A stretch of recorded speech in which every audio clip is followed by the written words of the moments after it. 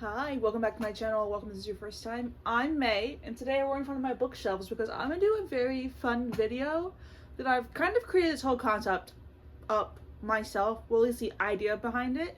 So this video was inspired by the fact that I'm taking part of ScallywagAThon this month, which is a readathon that my friend Ali made. It's a pirate readathon, and I'm gonna link the stuff below, but by the time this video goes up it will almost be over. But her website is up year-round, so you can always do it like next month or like really whenever you want. So I wanted to dress up as a pirate, but I went through my entire wardrobe and I had nothing giving pirate vibes. And I don't really like buying clothes just for like one reason, like one video that I'll never wear again. So just imagine that I'm like in an epic pirate outfit. Use your imagination, if you will. But I still wanted to do this video anyways because it's kind of just a cool idea. But when I was thinking about an idea that I could do that's around pirates, I was like, what do pirates do? What do pirates like? And then it clicked. Pirates love treasure. That's the whole premise. They go around and they thieve, and they go and get treasure maps to go to these fancy items. You get gems and coins and whatever they consider treasure. And to be clear, I didn't steal any of this stuff. That's why I'm calling it my Bookish Treasures instead of my Bookish Booty, because they called it booty back in those days. But I didn't want anyone to think that I was like thieving, because I'm not. Most of these stuffs I didn't even actually buy. So a lot of this was actually gifted to me. And I'm calling it my Bookish Treasures because not all of it is book, but it's book related in some kind of way. And I thought this would be a fun way for you guys to get some lore about me. And some of these are really cool. So I'm going to start with the book ones, and then I'll get through the whole thing. It's not going to be a super long video because I don't have a super lot of stuff. Like, when I was thinking about treasure, I was like, I need to show off my best treasure, not all my treasure. Because obviously, if I was going to show off all my treasure, it'd be going through all my bookshelves and stuff. But I picked out, like, the top things that I would consider, like, my prized book-ish possessions. Whether that's, like, value or sentimental value, or there's a good story behind it, or just it's important to me. That's kind of what I was aiming for when I picked these items. The first item is my Twilight book. And you might be thinking to yourself, May, what's so special about your Twilight book? It's special because I went and got it signed by the guy who plays Emmett in the movies, Kellen Lutz. He signed it for me at Comic-Con last year, but I didn't tell him what to sign. He did it himself, and he put, May, can I bite you? And drew like a little vampire smiley face. I really hope that you can see this. I'll get closer and see if that helps. And I love this. I love that he did that. And I'm going to try to get it signed by the entire cast. I've kept it throughout my entire reading journey. And it has some wear and tear to it. It's a little damaged. It has some spots on it, like some sunspots. But this book was just, I love it because this is like one of the first series that I read as a kid. And the fact that I now have it signed by someone that was in the movie, I love it. I love this so much. And I didn't have to even buy the book. I already owned it, obviously. And all I do is buy the autograph, and he was super nice. He hugged me, everything. I also met him, and I'm gonna put the picture up because we look awesome. And he was so sweet, and he even gave me a hug. So this just has a lot of sentimental value because it's epic. And this next book has sentimental value as well. It's not worth anything. This is the Maximum Ride book. And this was my all-time favorite series growing up. Like, this series really is what got me into reading. And I accidentally threw away all of my books because I thought I was never going to read. Because when I got into high school, I wasn't reading anymore. And I didn't get back into reading until after I graduated from college. For about 6-7 years, I completely stopped reading. And my parents were like, oh, do you want to keep these books? And I was like, not really. And my mom kept the ones that she thought she might be able to sell in the future.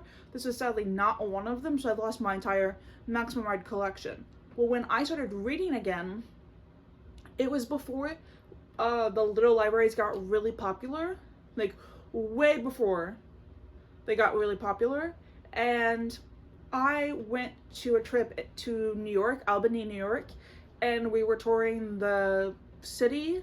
And I found a little library that literally had this book. And I just felt like I was a child again. I was like, oh my gosh. So I got it. It's not even the first book in the series. I think it's like the 5th book in the series. But I will never get rid of it again because I've had so much regret getting rid of it the first time that I simply will get buried with this book if I need to. And it's damaged. It's hella damaged. But I feel like if I still owned it, my copy would look like this as well because I was not careful with books back then. So even just though this is not my original copy, I put so much sentimental value into this series because it was my favorite series growing up. I loved it. I reread it, what was it, 2 years ago? And it was so good. I loved it. This is my special edition copy of Tempest of Tea. It is probably my favorite special edition of a book ever. I simply adore it. The journey I went through to get this book. So I bought a regular edition of it to begin with because I wasn't sure if I was gonna like it or not. I ended up loving it, and then once it came out for everyone, because I did get like an early copy of it, I think, because I got it way soon before it got popular, or maybe I got it before it got popular. But I started seeing people reading it, and I saw my friend Allie have this book and her bookshelf, and I was like, can I buy it off of you? If you don't like it, can I buy it off of you?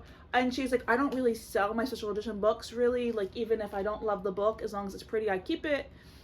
I was like, I kept making jokes that I was gonna rob her. I did not rob this from Allie, I promise. This is just part of the story. I kept making so many comments about like, I need this book, I need this book.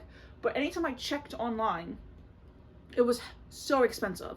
Like, I'm talking $100 for the special edition, which it's worth it. It's worth it. It's stunning. I'll give you a little close up. It has this on the front, this is the back, and this is the sprayed edge. And it has artwork on the inside. Oh. And it also has like gold foiling on the inside. It's my favorite special edition ever, simply put. Anyways, back to the story. I was not gonna pay $100 for a special edition. I've never paid that much for a book ever, and I just would not let myself do it.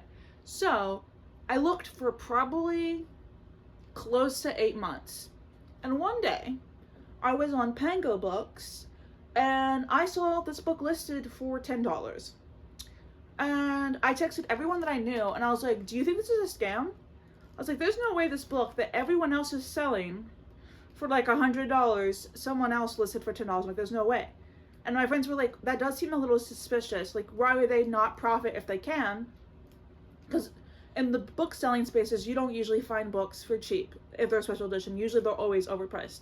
And I was like, do I just do it? Because on Pango Book, they don't get their money until you verify that you got the purchase and it's the one that you expected to have. So I was like, at least if it is a scam, I can get my money back easily. There's no harm, there's no foul. But if I miss out on this and it was legit, I'm gonna have some serious fucking regret. So I ended up buying it. And I even like DM'd the person on Pango Books. I was like, is this legit? Like, why do you have it listed for so cheap? And they were saying like, oh, I really hated the book, but I knew there was someone out there that loved it. And I was like, it's me. I'm the person that loves it.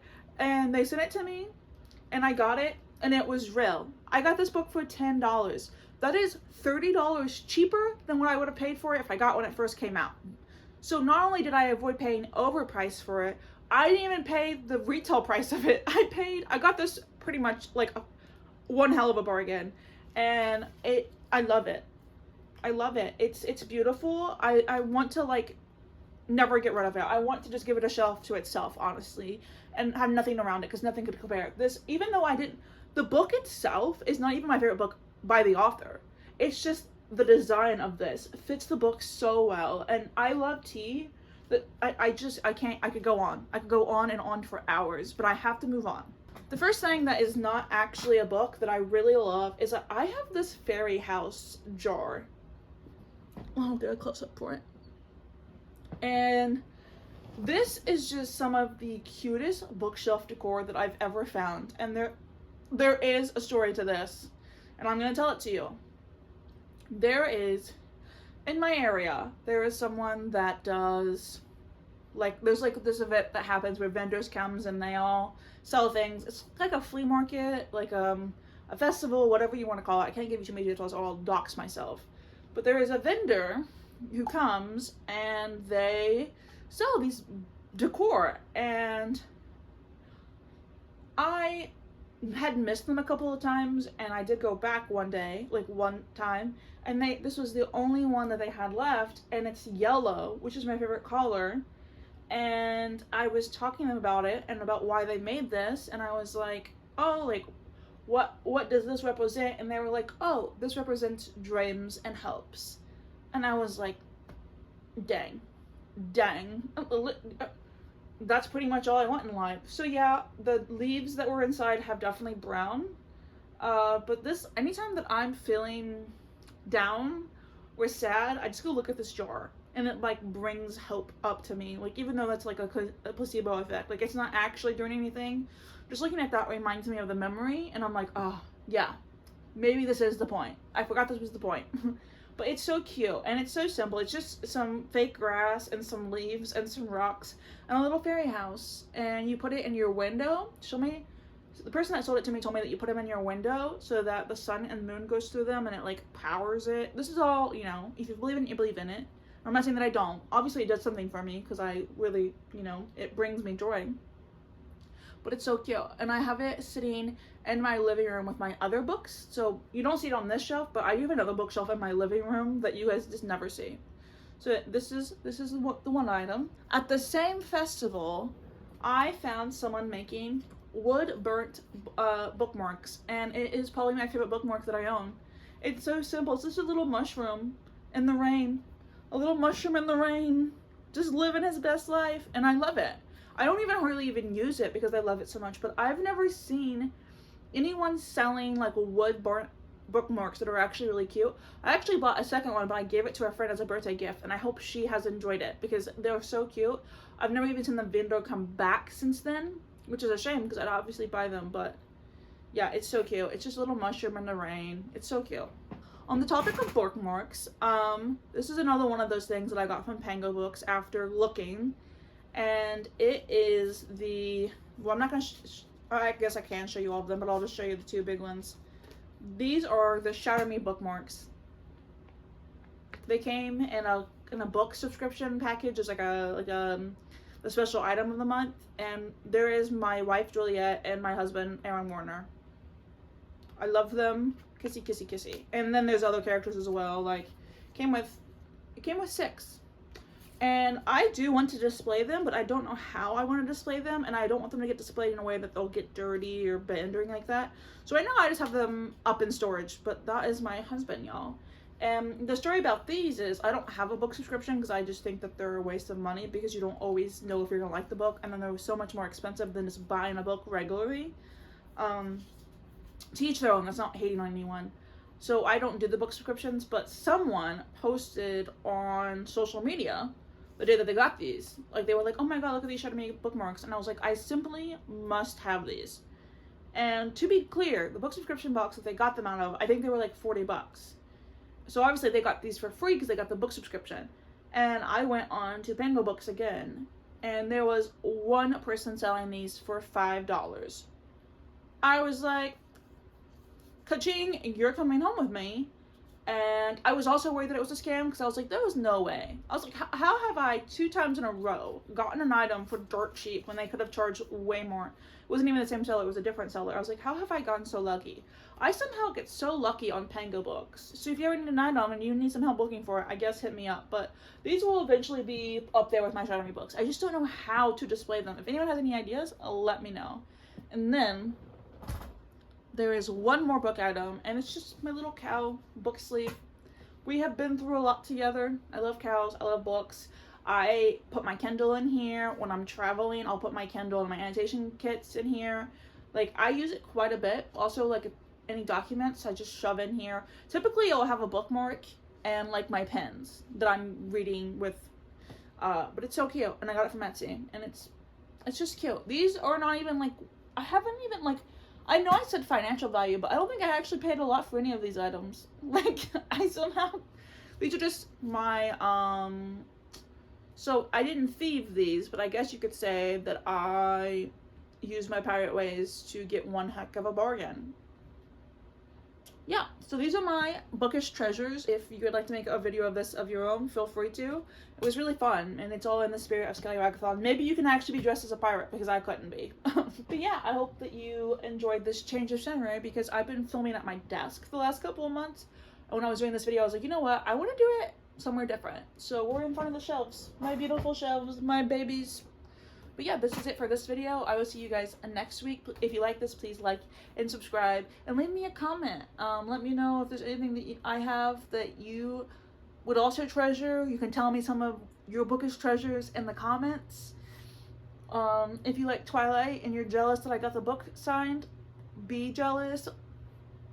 Yeah, that's it for me, guys. Bye. Take care.